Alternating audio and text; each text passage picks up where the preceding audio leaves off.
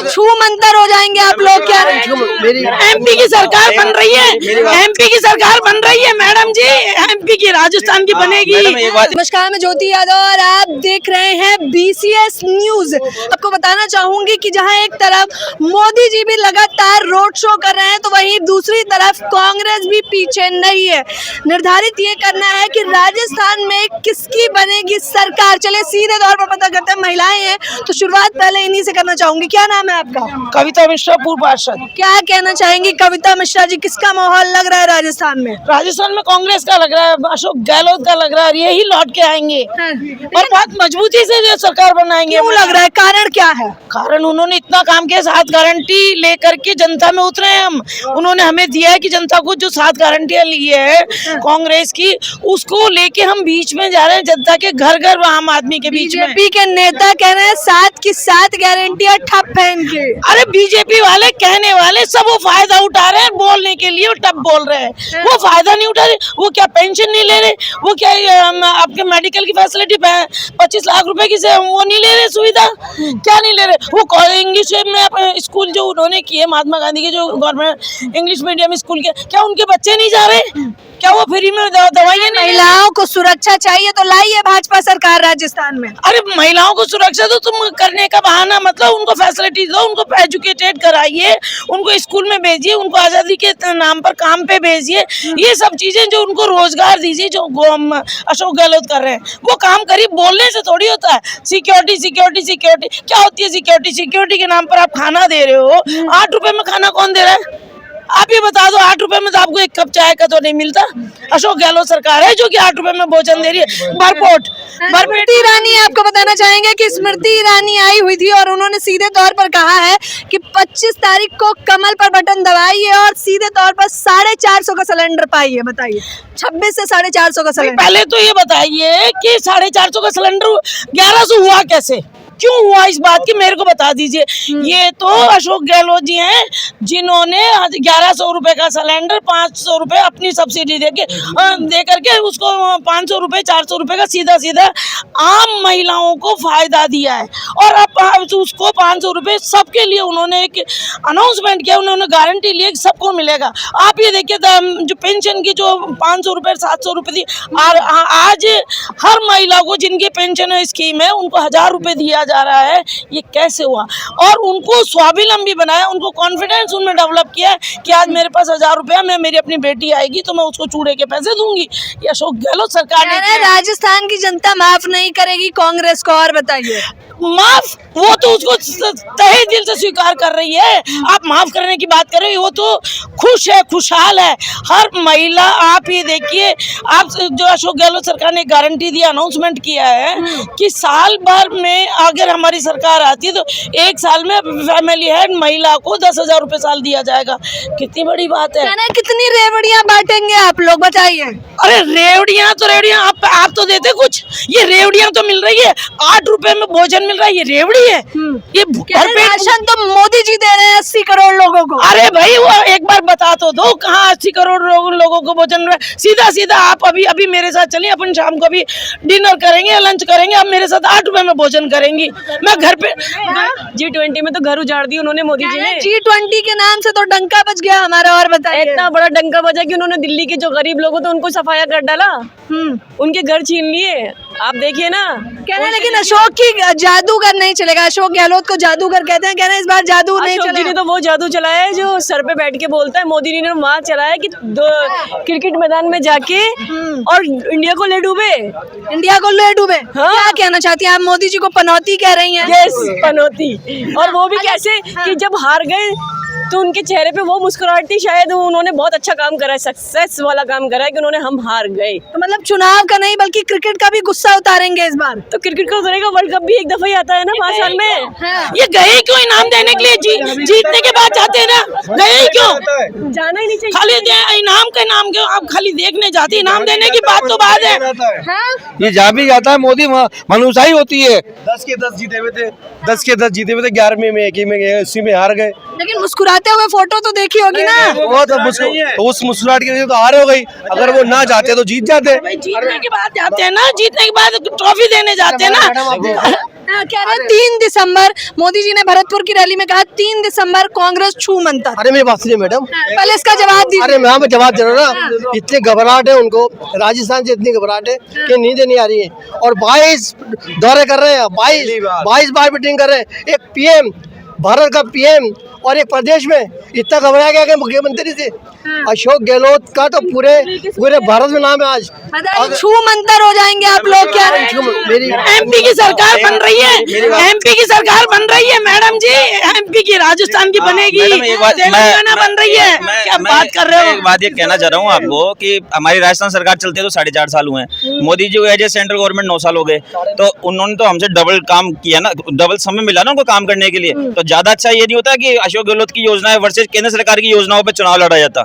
धार्मिक मुद्दे क्यों लेकर के आ रहे हैं बीच में, आपसे पूछ रहा हूँ। यहाँ पे भारतीय जनता पार्टी के कार्यकर्ताओं का इतना अकाल पड़ गया कि एक धार्मिक हस्ती को इनको चुनाव लड़ाने के लिए लाना पड़ा। मैं पूछता हूँ, अगर मोदी जी इतने मजबूत थे, केंद्र में इतने मजबूत थे, तो आज मोदी जी और अमित शाह जी भाग भाग के क्यों आ रहे हैं? उनको आने की जरूरत ही नहीं थी। वो क्यों बोल रहे हैं? उनका काम बोलना चाहिए था ना यहाँ पर। लहर चलेगी, लहर। बिल्कुल बिल्कुल, उनको कार्यकर्ता कहाँ गए जो धर्म के जो पुजारी आ रहे हैं, वो मठाधीश आ रहे हैं, जिन्होंने 5 साल कार्यकर्ता ने जो फील्ड में रहे हैं, जनता की सेवाएं करी है, काम किया, घर घर गए हैं, उनके आप वीडियो देखोगे जो घर घर पोस्टर बांटे मोदी जी के। अब वो कांग्रेस आएगी तो हिंदुत्व खतरे में आ जाएगा। आप लोगों को लहर चलेगी, आप कह रहे हैं लहर चलेगी, कांग्रेस की लहर चलेगी, योजनाओं की लहर चलेगी। निश्चित तौर पर कांग्रेस की गवर्नमेंट यहाँ राजस्थान में बनी। क्या होने वाला है राजस्थान की जनता का? देखो आपको मैं बता दूं, केवल विकास के मुद्दे पे चुनाव लड़ा जाएगा, सिर्फ और सिर्फ विकास के मुद्दे पे चुनाव है। बाकी ये जो धार्मिक ध्रुवीकरण की जो लहर तैयार करी जा रही है, ये एक नकली लहर है। आप हमारे इस कैंपस में घूमिए, यहाँ पे आपको पंडित जी, यहाँ पे 16,000 श्लोक जिन पंडित जी को कंठस्थ हैं, वो पंडित जी भी यहाँ पे आर तिवारी जी के कार्यालय में मौजूद है, और जिनको कुरान के आयतें रटी हुई है मौलाना जी की, वो भी यहाँ पे मौजूद है। और सनातन को खत्म करना चाहते हैं आप लोग? मैं आपसे कह रहा हूँ कि सनातनी कौन है, ये बात पूछो। सनातन शब्द का सबसे पहले इस्तेमाल कांग्रेस ही नहीं किया, ये तो हिंदुत्व कर देते। हिंदुत्व शब्द तो अरबी लोग जो भारत पे हमला करने के लिए आए थे, हिंदू शब्द तो उन्होंने काम में लिया। उनको तो यही पता नहीं था कि भाई जो हमारी कम्युनिटी के लोग होते हैं उनको सनातनी बोलना चाहिए, हिंदू बोलना चाहिए। कांग्रेस ने सनातन शब्द काम में लिया, उसके बाद में ये लोग सनातन बोलने लग गए, तो उनको बोलने का हक ही नहीं है। और दूसरी बात को एक बात और कहना चाह रहा हूँ मैं आपको कि धर्म जो होता है वो आचरण का विषय होता है, बाजार में बेचने का विषय नहीं होता। धार्मिक बाबा जो होते हैं, धर्म के नाम पर जो लोग, धर्म के नाम पर जो भी लोग अपने आप को मार्केट में प्रोड्यूस करते हैं, उनको राजनीति से दूर रहना चाहिए उनको। और साधु संत होते हैं, तो जो राजा होता है, पहले के जमाने में राजा वो होते थे कि जो राज्य के बड़े होते थे, आज के जमाने के राजा नेता होते हैं। तो राजा जो होते हैं वो साधु सन्यासियों के आगे पैर झुक करके डोग देते हैं और आशीर्वाद देते हैं साधु सन्यासी उनको। साधु सन्यासी वोट की भीख मांगने के लिए गली गली में नहीं घुमा करते हैं, साधु सन्यासी मठ में शोभा देते हैं और नेता इलाके में शोभा देते हैं। मैं आपसे आप क्या कहना चाह रहे हैं? बहुत देर से आप उतावले हैं बात करने के लिए, बताइए मैडम, आप पूछिए। मतलब किसका माहौल लग रहा है जनता के बीच, किसका माहौल है इस बार? वो तो कांग्रेस आएगी मैडम। कांग्रेस क्यों कह रहे हैं? सातों गारंटियां इनकी फेल है। अरे किसने कह दिया?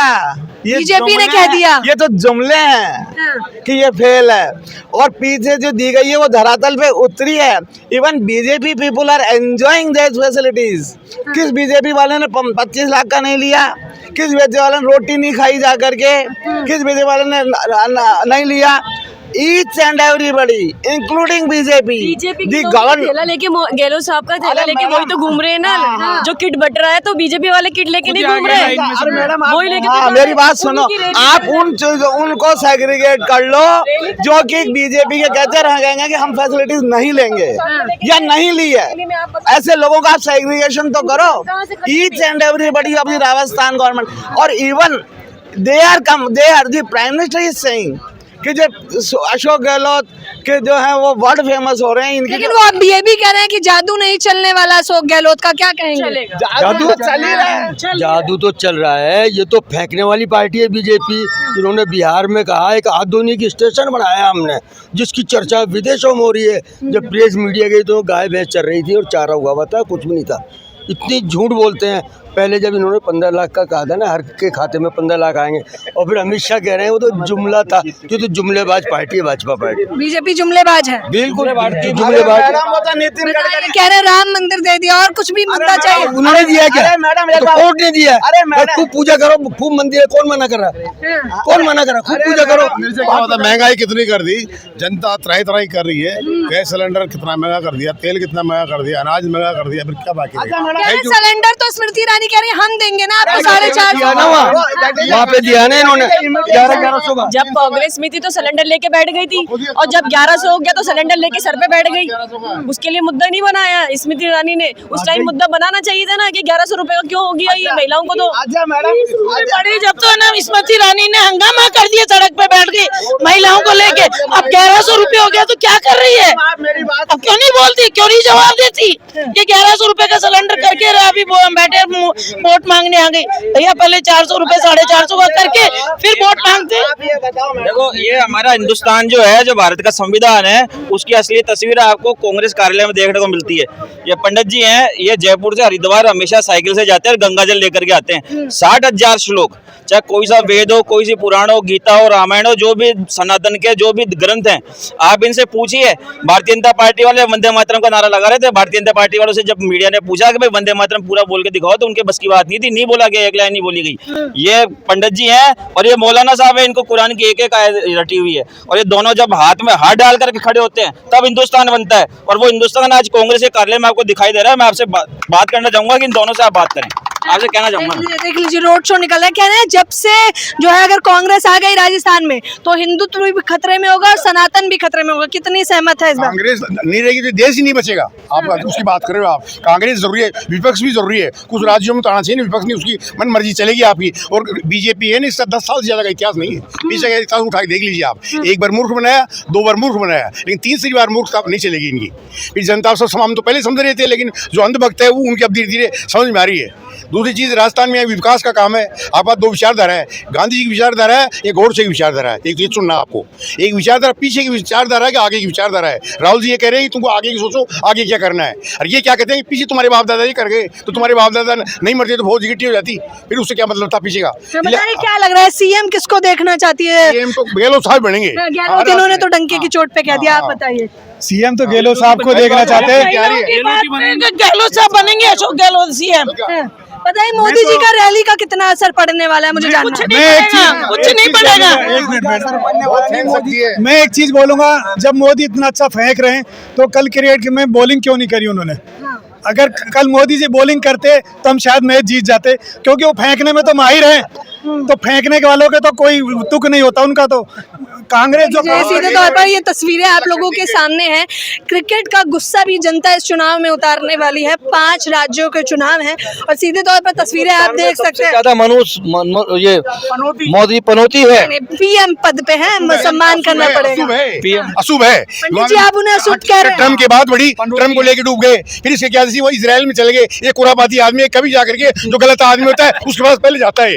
अरे जहाँ भी जाएगा वो ये स्वयं है, नोटबंदी कर दी, लोगों को बंद कर दी, चलती लक्ष्मी को बंद कर दी। फिर उसके बाद में इन्होंने ला करके चलती जनता को बंद की, लॉकडाउन लगा दिया। WHO ने कहा था हवाई जहाज में लॉकडाउन करना, जनता को मत मारवाना तुम। इन्हें वहाँ गलत फैल कर दिया, तो हर चीज के अंदर फैल है। सर मोदी सरकार मोदी को फेल कर देंगे यहाँ तो देख लीजिए ये सब तस्वीरें हैं राजस्थान की। हवा महल विधानसभा है, ये बहुत दिलचस्प था राजस्थान में आना और ये चर्चाएं बेहद जरूरी होती जा रही हैं। मोदी जी का असर नहीं है, ये लोग सीधे तौर पर यही कह रहे हैं। फिलहाल आप इस खबर के बारे में क्या कहना चाहते हैं, मुझे अपनी राय बताना बिल्कुल ना भूलें। कैमरा पर्सन समीर के साथ ज्योति यादव, BCS न्यूज।